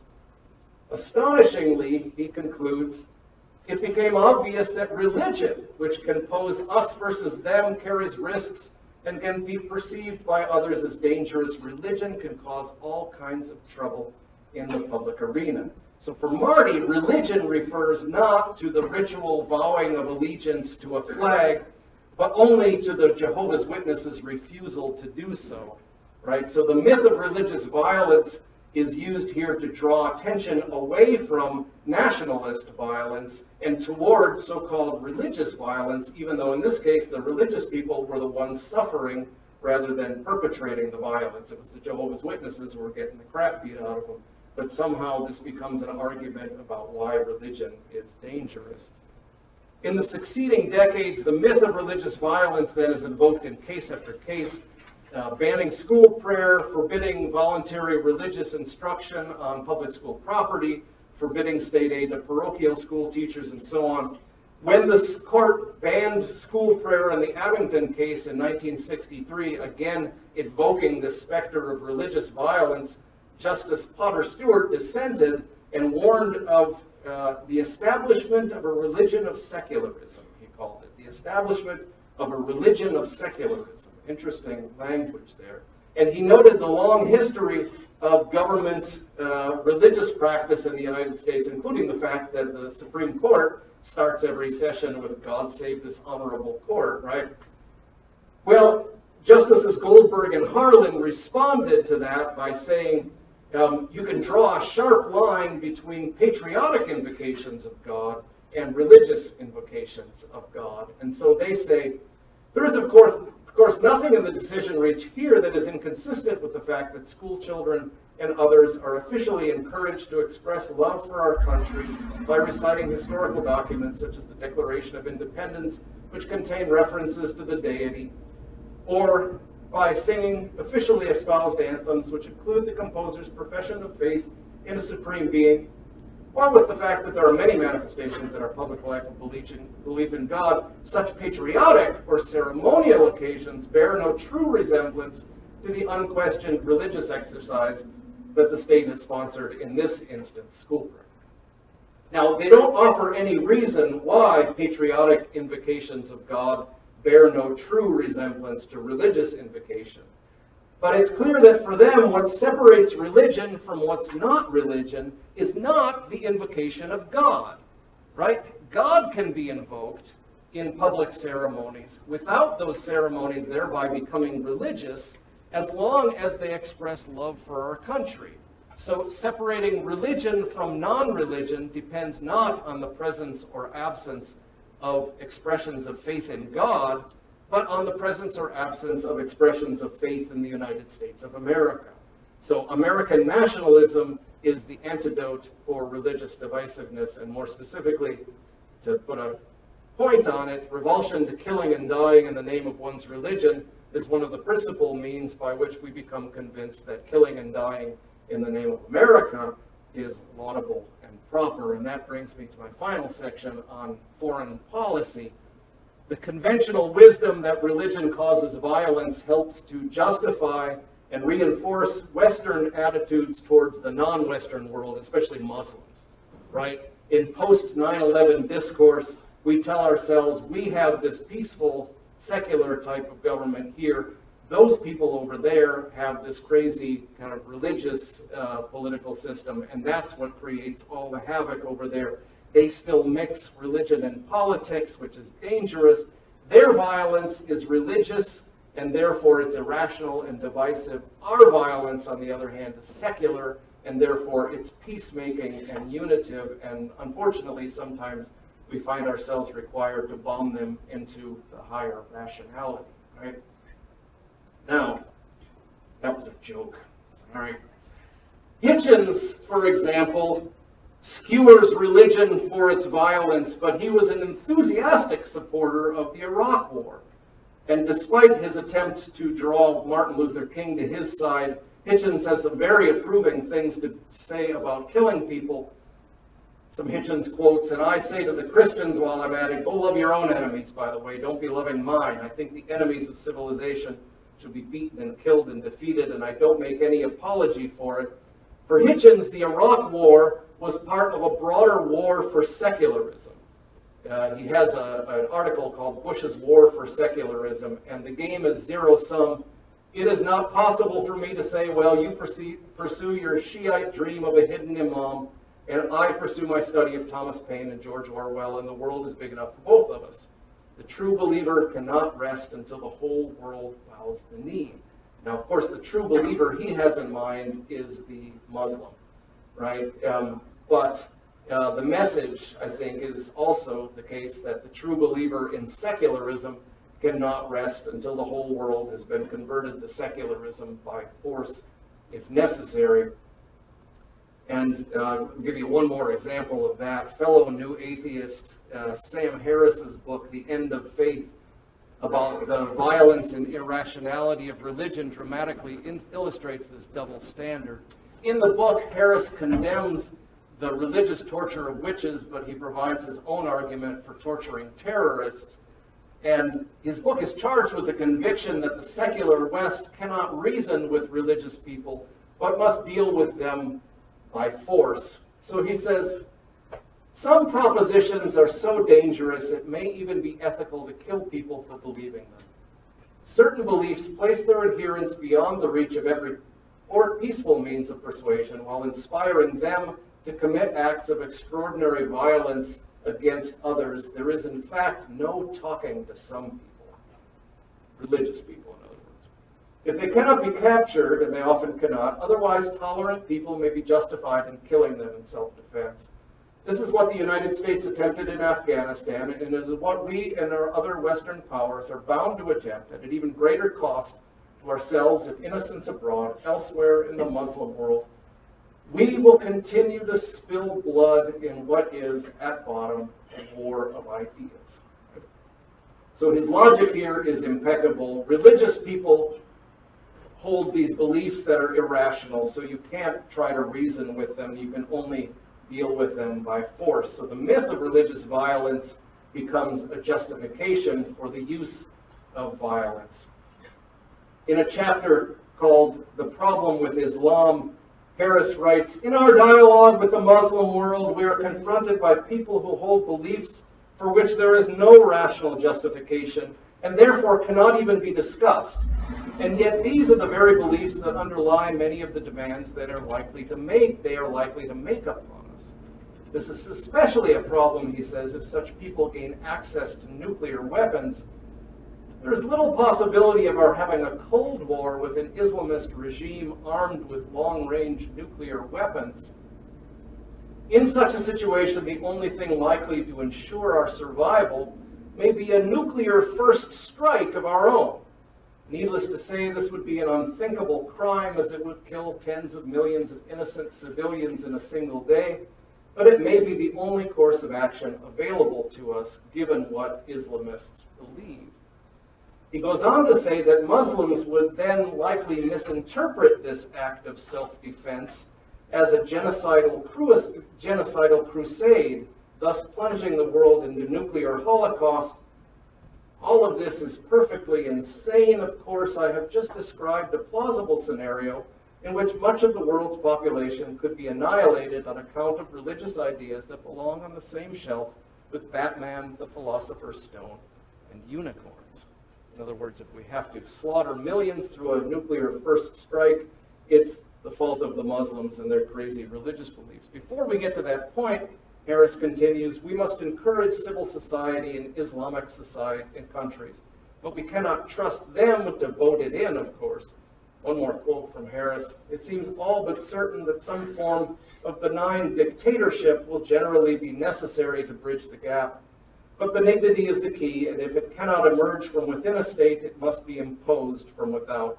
The means of such imposition are necessarily crude, economic isolation, military intervention, etc. But while this may seem an exceedingly arrogant doctrine to espouse, gee, I think it appears we have no alternatives. So, Harris's book is a particularly blunt version of this type of justification, but he's by no means isolated. His book won the 2005 Penn Award for Nonfiction. It was a New York Times bestseller. It has been enthusiastically endorsed by such academic superstars as Richard Dawkins and Alan Dershowitz and Peter Singer. Peter Singer, the same one who thinks that you can't kill non-rational animals for food, but apparently non-rational Muslims is a different matter. And Harris's logic is little different from the common assumption in American foreign policy that our liberal values are right and true for every person in every society, and we will take military action if necessary to promote such values. So, to conclude, here's my argument in summary. There's no essential difference between so-called religious and secular, so there's no good reason for thinking that religious ideas and practices are more inherently prone to violence than so-called secular ideas and practices. And the idea that there is something called religion and that it is essentially prone to violence is an ideological justification for the social arrangements, and which includes violence in so-called secular orders. Now, I don't by any means wish to deny the virtues of liberalism or excuse the vices of other kinds of social orders. Here's what I'm trying to do. I'm trying to level the playing field so that we do, in fact, examine the violence that can be generated by jihad or the sacrificial atonement of Christ, but we also look at the violence that can be generated by things like the invisible hand of the market, or the idea of America as universal policeman or savior, and so on, the ideologies of free markets, free elections. So put simply, my argument is that people kill for all sorts of things. Things like money and flags, and oil and freedom, that function as gods in people's lives. So I want to challenge the religious-secular dichotomy that causes us to turn a blind eye to liberal forms of imperialism and violence. And really, the myth of religious violence is, insofar as it creates the villains against which our social order defines itself, it's really not that much difference from previous forms of imperialism that assumed that the savages over there need to be made to look more like us by military means if necessary. So I don't want to either vilify Western-style liberalism nor justify theocracy, but rather help us to see that these are not the only two choices that are out there, right? We have to stop trying to assume that Muslims need to choose between Canada or Iran. There are other possibilities. So violence feeds on the need for enemies, the need to separate us from them, and these binary ways of dividing the world make the world understandable for us but unlivable for many people. So doing away with the myth of religious violence is one way of resisting such binaries, and perhaps thereby turning some enemies into friends. Thank you.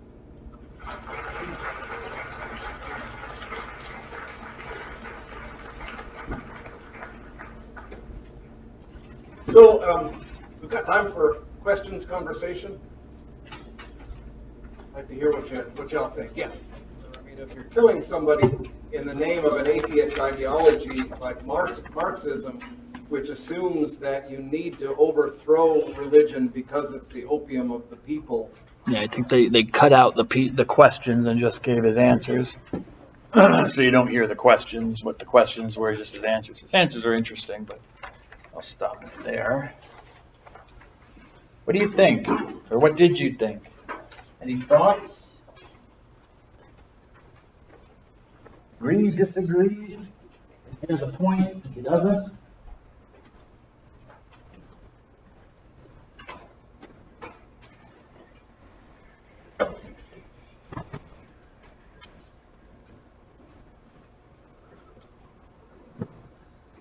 Yeah, go ahead.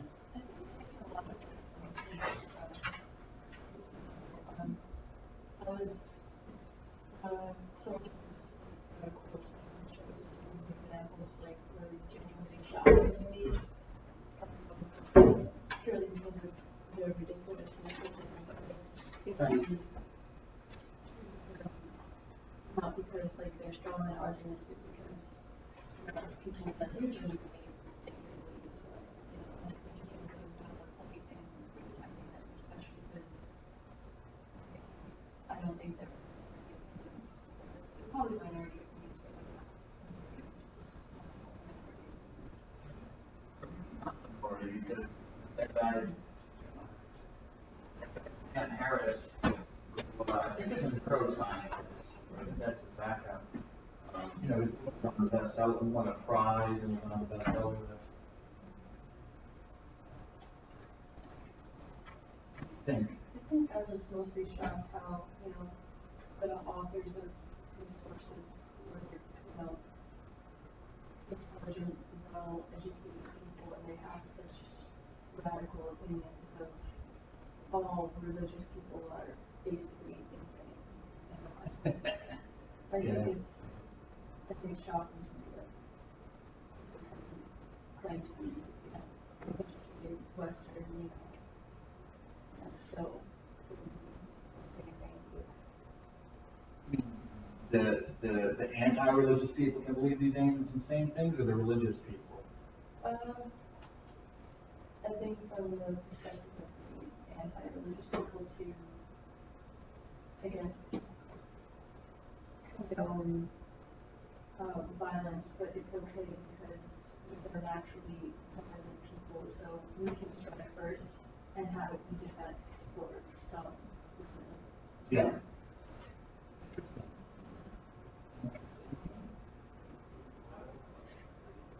Yeah, I thought that was interesting. That the fact that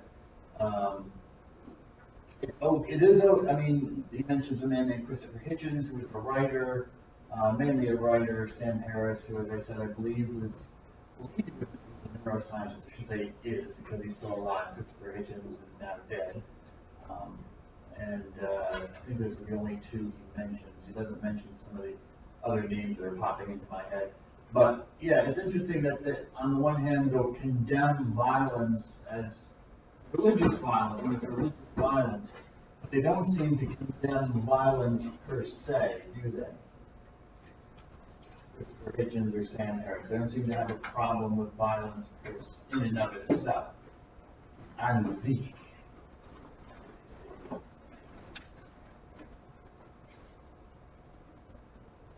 Thoughts?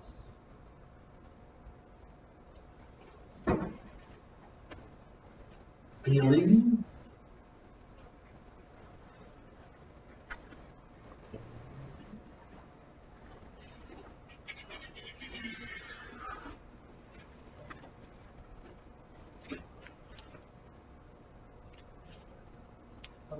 One thing I wrote down about when he said it was when he kind of broke down religion is secular, and he said that like if we were to take out the belief in God, take away some of the religions and stuff, and I never really thought about, because like Buddhism and stuff, I never really thought about that until he broke it down. That's just something I wrote down. And what do you think about that? Do you agree on that from what you now know? I mean, like, yeah, because I was, yeah. Okay, I mean, it made sense. Because I would say I did not agree with him. Huh? What are you going to say now?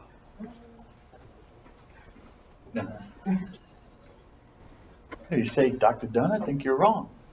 That's okay.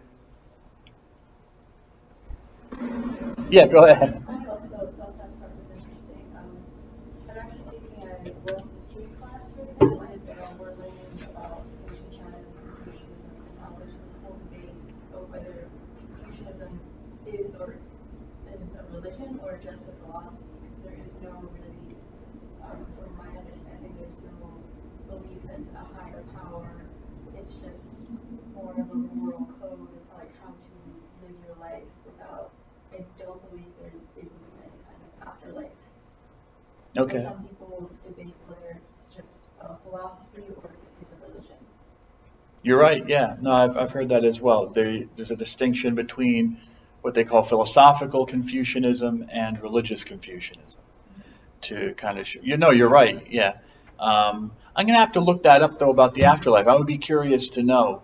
I know, go ahead. I'm not an expert on it, it's just what I was taught in the class.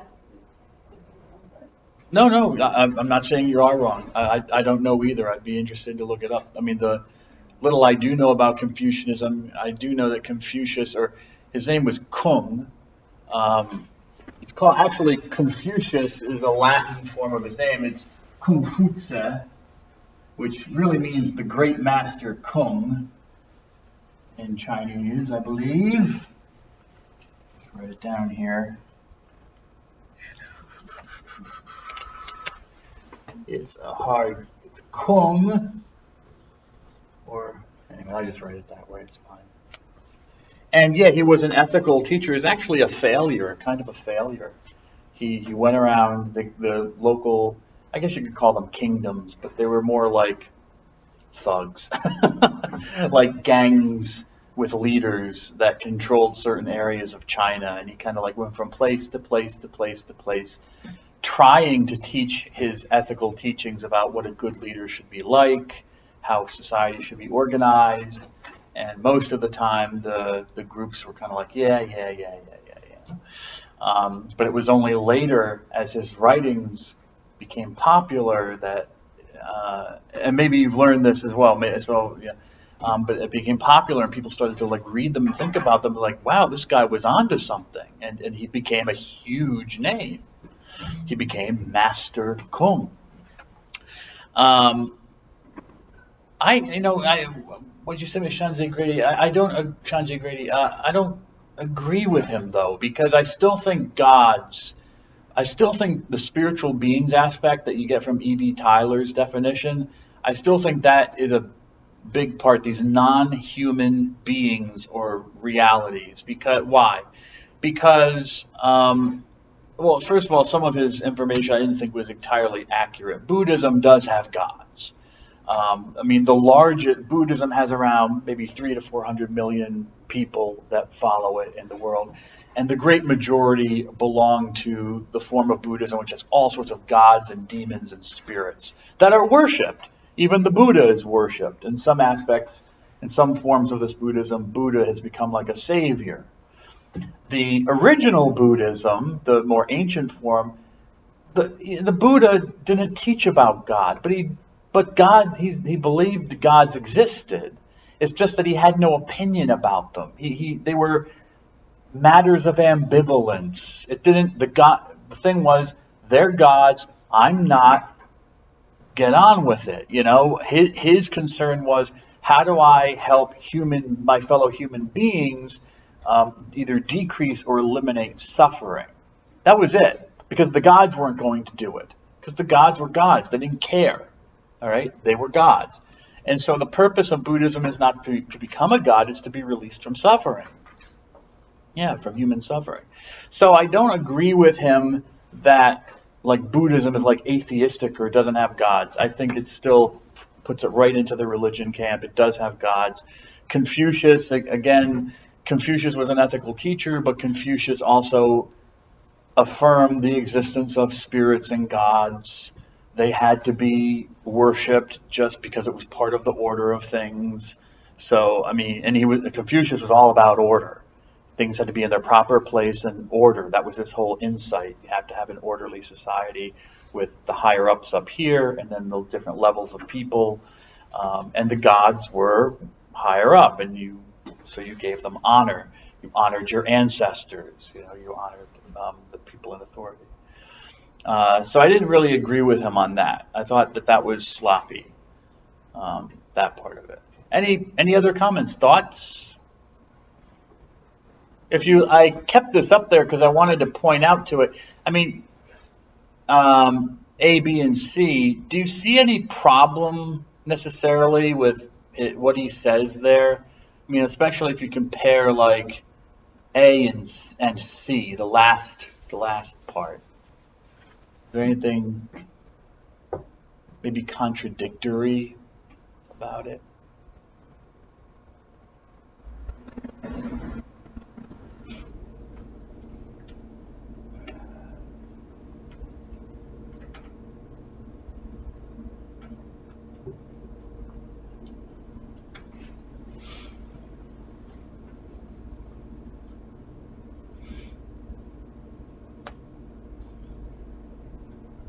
Anything? Oh, I'm sorry. Is it Ms. Oh, you're okay. Ms. Don't tell me O'Connor. Okay. I could be wrong, but I feel like with A and C answer, it says there's no essential difference between so-called religious and secular, but then it says that religion is essentially prone to violence and ideological justification for secular orders. So, like, does that mean that there is a difference or not a difference? I think that's a good question. Ms. Assistant C, did you want to? What would you want to say? You're going to say basically what you said? Oh, okay. You could still put it in your own words with your own spin on it. Like throwing the ball in a cricket match, you know. Anyone ever heard of cricket? No? Okay. Gotta have that right spin on the ball. A slider? That's a slider? Oh, good. They have also, yeah. Well, cricket and baseball are related. They're related. Anyways. Yeah, I mean, if there's no, I mean, I guess his argument, if I'm going to give you what I was thinking, what was going in my head was, he's basically saying, you know, religion is a construction of the modern world. No one had any real word for religion in the past. It was just taken as a given that there were the gods or there was a spiritual realm or something, magic. And it was Westerners that came later and created up this word. Of course, you should know by now from this, just from me talking about it, that there were specific words for what we would call religion in ancient. Yeah, I mean, Thraiskeia, Dharma, you know, Tao. I mean, yeah, they had very broad meanings, but they also included clearly what I think you would say were religious meanings. So I don't think he's right about that. But yeah, so the fact that religion is a constructed concept, doesn't really exist on its own. Well, if it doesn't exist on its own, then it can't really be violent, can it? Because there's nothing to do the violence. You know, if it's just a phantom, a ghost, it's a concept. Well, a concept can't be violent. It can't do violence. So I think that's kind of like what his argument was coming down to, that there really is no religion out here doing violence, just as there is really no secular, okay, out here doing violence. There is, I don't know, actually, I don't know what would it be then? Would it be secular? Would there be, yeah, go ahead, please. How I felt like he not really religion, but he really went towards specific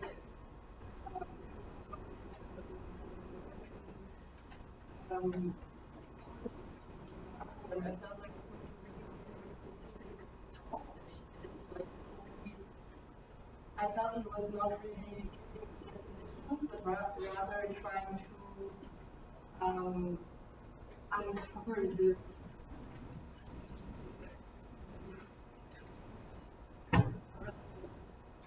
did not feel that he really said a lot about what yeah. Yeah. Like this was Yeah, I think that's an, if you do not say what religion is, then how can you talk about religion being violent? There's nothing to talk about, right? but I got his point that he wanted to like show this absurdity of the argument. I felt like this was the whole point of yeah, this lecture. I didn't get okay, we go into depth now, what is religion and what is the secular really, but just to point out this this really, kind of obvious, but then like really shocking strategy also to use an argument. Interesting. Then I could, Oh, sorry, I meant. No. Oh, okay. No, but that's a point. I didn't think about that fully. That's I guess that wasn't the purpose of him to give a definition so much as to show here, and here, give examples where people say religion is so violent, but he shows it. What are we talking about? And here, what are the examples true of religion being violent? Although he does admit that sometimes people do kill and do violence for religion. Yeah. But he also talks a lot about the secular, like politics. Like, we as a country, we've done a lot of violence. I mean, we're the only country that has nuked other people. I mean, dropped nuclear weapons on other people, living human beings. Some of whom were fighting against us, but most of whom were just living their lives. And we did it twice. We did it the first time in Japan because I thought the Japanese would surrender.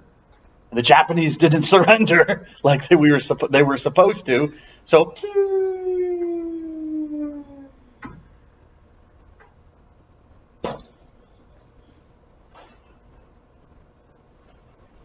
we did it again. Hiroshima and Nagasaki. We're the only country that's done that. So but you know what? You go to a college or a university, and how many classes do you see? Maybe in the history department, maybe they would have a class like this called The United States and Violence. Totally focused on how we are as a nation a problem when it comes to violence. But I'm putting this into my own, I'm trying to give you my own kind of example from what he was talking about. He didn't mention nuclear weapons, but he mentioned our invasion of Iraq, overthrowing Saddam Hussein, but also Afghanistan, which, again, Afghanistan, if you go back to the history, I don't know how many of you know it, and I'm not trying to be elitist or anything, but I don't know when you were born, so you might not know the whole history of it. But Afghanistan had nothing to do with September 11th. The only thing they did do was they might have known where Osama bin Laden was hiding out, but they wouldn't tell us. But somehow one thing led to another, and we're invading Afghanistan and taking over the government, overthrowing the government and putting in a new one. But not even that. I mean, think of other places countries we've invaded or had our finger and stir in the pot. But here we have at FDU, we have a course solely dedicated to the problem of religion and violence. He says in the question and answer period, which I'm not going to play for you, but you can watch it. I'll upload the video to Blackboard. But during one of the answers to a question, he says that he was writing a chapter, and the point I'm making, he makes in that portion. He says that he was writing a chapter or is asked to write a chapter for a book called The Blackwell Companion to Religion and Violence. Blackwell's is a publishing house, and they put out companions to things. Blackwell Companion to Philosophy, Blackwell Companion to Biology. So they wanted to have a specific companion just dedicated to religion and violence. Okay, so this dude, Kavanaugh, he writes his book chapter for them, and for the title he puts, why a Blackwell companion to Religion and Violence is not even needed. Basically, why are we even writing a book like this? You know, because his whole thesis, his whole argument is that religion is no more prone than say, nationalism or politics or something else. He mentions even sports riots than these things. You know, not necessarily. We're assuming it is, but where's the proof? And he said that they accepted the article, but the editor for Blackwell did change the title to something else. Anyways. Any other thoughts? I just wanted to say also that you touched on this whole colonization topic, which I think would also fit into the category of what you really need to talk about also more when it comes to violence. How so, colonization? What do you mean? You said colonization, yes? Yeah. Okay. Wieso? No, just because we talked about America, but then there's a whole history like with colonization, and I felt he was really touching also on this broader history maybe. I don't know. Okay, yeah, because No, I think you have something because he mentions India and the fact that for how long it was, certainly the 1700s, well, I'm sorry, I think it began in maybe the late 1700s and then going until the late 1940s, Gandhi, when India got its independence, or I shouldn't say got its India. Basically, Gandhi said to the British, he said, now it's time for me to go. Our guests in our home, and the guests leave. And the guy has some courage. But the British were there for a long time, and he mentions in the talk that they created Hinduism to kind of keep the Indians in control, right? So you're a religion, but we're a religion. We're not a religion. I agree with that very much either. I mean, I agree with what you're saying about colonization, using it as a control. I don't agree with him saying that Hinduism doesn't exist. That there's no religion. There's a religion there. Very different. I mean, America has a lot of different things about it, but clearly, actually misleading. Oh, and there was another point that I want to make where he talks about, again, with colonization, that when Westerners wanted to colonize, they came across, like, Native Americans, American Indians. Who exists, by the way. I mean, people think, that just because you go down, like, you go to Mexico or Central America or Brazil and people are speaking Portuguese or Spanish or speaking mainly Western languages, yeah, but there's they haven't disappeared. They might have United States or Canada. If it goes out even if it's anyway, so Europeans came over and they encountered Native Americans. He says, the reports that were going back were saying, well, they have no religion. And he used it as his argument that religion doesn't really exist, even the term, wasn't the term, but that religion because the colonizers said, these people don't have any religion. There's no word for, they don't have a word, they don't understand it. It's not really true. It's not what they meant. What they meant was the colonizers who were Christians, they had religion and were bringing religion to the non-Christians who, because they were not Christians, therefore could not have religion. They didn't have a true religion, the true faith. They were worshiping whatever, false gods. And so, yeah, they would write back and say they don't have religion with a capital R. So he kind of, I thought, I don't know if it's a mistake on his part or misunderstanding, but I don't think it's a very accurate representation of what they actually meant when they said They don't have any religion. They have religion. What they would say in their letters is that it's the devil. They're very clear about that. I remember I taught for 9 months in Papua New Guinea. This country is way up by Australia. It's a big island. It's a third world country. And I remember when Christian Catholic missionaries got there, we have their letters that they wrote back to Rome, to Italy, to their group. And this guy said, one of the missionaries said, we know God is there, but the devil was like there before us. The devil beat us to it, because that's the only way they can explain that these people were religious without being Christians. They couldn't understand that. How could you have any sort of ethics or morality or belief in the spiritual realm or an afterlife or something without believing in Jesus? Couldn't get it in here, so they don't have religion, or it's the devil deceiving them. So we have to bring them the religion. So, anything else? Oh, actually, okay, that went longer than I thought it would. Maybe I won't go over this article by Johnson and Grimm. I'm assuming you've read it, but there are some points I wanted to make about it, but nothing major.